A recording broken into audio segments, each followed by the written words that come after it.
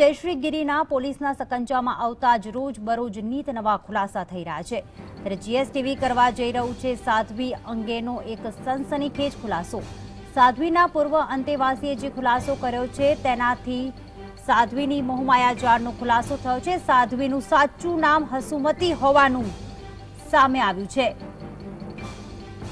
તો અયુબ પઠાણ સાથે લગ્ન કરી તેનું નામ હસીના નામ રાખવામાં આવ્યું હતું। હસીના નામ તેને ધારણ કર્યું હતું।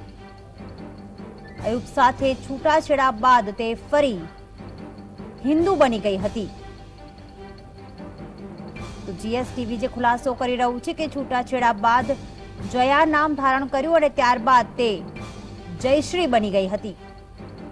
કેટલીક જગ્યાએ પોતાને ચંદ્રિકા નામથી પણ તે ઓળખ આપે છે। તો આ સાધ્વી અનેક નામો ધરાવે છે।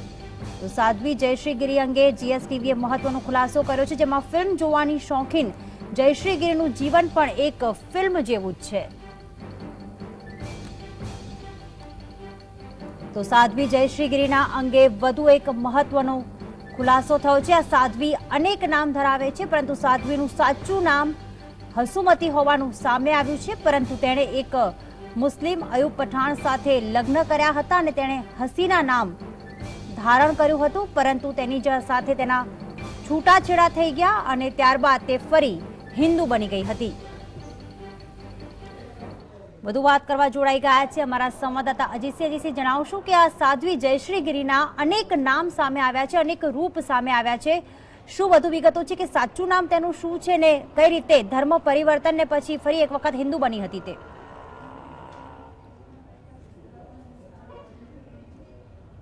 જો વાત કરવામાં આવે તો વિજાપુર નજીક આવેલા ખણુસા ગામની અંદર જ બારોટ ફેમિલીની અંદર હસુમતી નામથી જયશ્રીનો જન્મ થયો હતો। એ બાદ જયશ્રી પહેલેથી જ પિક્ચર જોવાની અને રંગીન લાઈફ જીવવાની શોખીન હતી। એ દરમિયાન વિજાપુર આવેલા એક ખાનગી થિયેટરમાં અવારનવાર પિક્ચર જોવા જતી હતી। ત્યાં યુસુફ પઠાણની સાથે એની આંખ મળી જતા એક પ્રેમ સંબંધ બંધાયો હતો। એ દરમિયાન એમનું લગ્ન જીવન શરૂ થયું હતું। એનાથી બે એમના બાળકો થયા હતા। બાદ જયશ્રીને આ યુસુફ પઠાણ સાથે અણબનાવ થતા એને છોડી દીધો હતો અને 2004ની સાલની અંદર જ એ આ જે વિવાદાસ્પદ જે જગ્યા છે, જે મઠ છે, ત્યાં ગઈ હતી ને ત્યાં સંજય ગિરી નામના જે સાધુ છે એના સંપર્કમાં આવી હતી અને એને સેવિકા તરીકે એ ત્યાં રોકાઈ હતી। સંજય ગિરીની સાથે એને ત્યાં એમનો વિશ્વાસ જીત્યો હતો। પણ અતિ મહત્વની બાબત એ હતી કે સંજય ગિરીનું પણ મોત એક રહસ્યમય હતું। દિવાળીની એક રાત્રે સંજય ગિરી છે જે સળગીને મળેલી હાલતમાં આવ્યા હતા।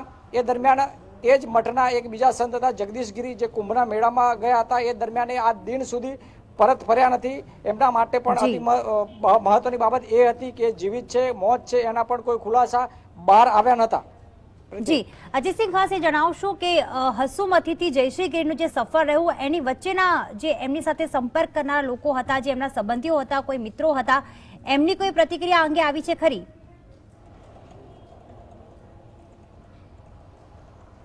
જો વાત કરવામાં આવે તો હસુમતીથી જયશ્રી સુધીની સફર એક સામાન્ય સ્ત્રી તરીકે જે એની હતી, એ પહેલાં એની જો મોડસ ઓપરેશનની વાત કરવામાં આવે તો દરેક સાથે પહેલાં તો એક જાતનું રિલેશન કેળવતી, બાદ એને વિશ્વાસમાં લઈ અને પછી એની સાથે છેતરપિંડી કરતી।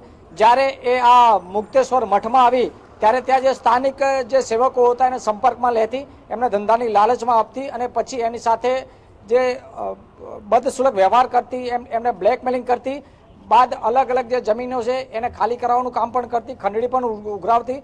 2004થી લઈને એની જે કરમ કુંડળી ચાલુ થઈ, 25 યુવકોને લઈ અને જયશ્રી દ્વારા લોકોને પૈસા રોકાણ કરવા માટે થઈને લાલચ આપવામાં આવતી અને કોઈ જરૂરિયાતવાળો કોઈ પણ પર્સન હોય તો એને પૈસા ધીર્યા બાદ એનું 10%થી પણ વધુ વ્યાજ વસૂલવામાં આવતું।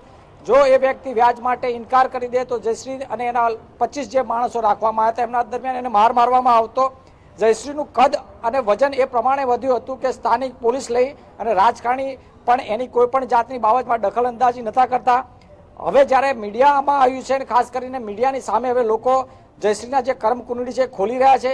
એક નિખિલ બ્રહ્મભટ્ટ કરીને જે વસઈના હતા, જે એના સેવક તરીકે એમને સેવા બજાવી હતી, નિખિલભાઈએ જ્યારે એનું અસલ રૂપ જોયું, જયશ્રીના પોતાના અસલ સ્વરૂપમાં જ્યારે નિખિલભાઈએ જોતા નિખિલભાઈનાથી છેડો ફાડવાનો પ્રયત્ન કર્યો હતો, ત્યારે નિખિલભાઈને પણ જયશ્રી તરફથી મારી નાખવાની ધમકીઓ મળતા નિખિલભાઈએ પોતાના પરિવાર સાથે પોતાનું વસઈ ગામ તે એ પણ છોડી દીધું હતું। પ્રીતિ।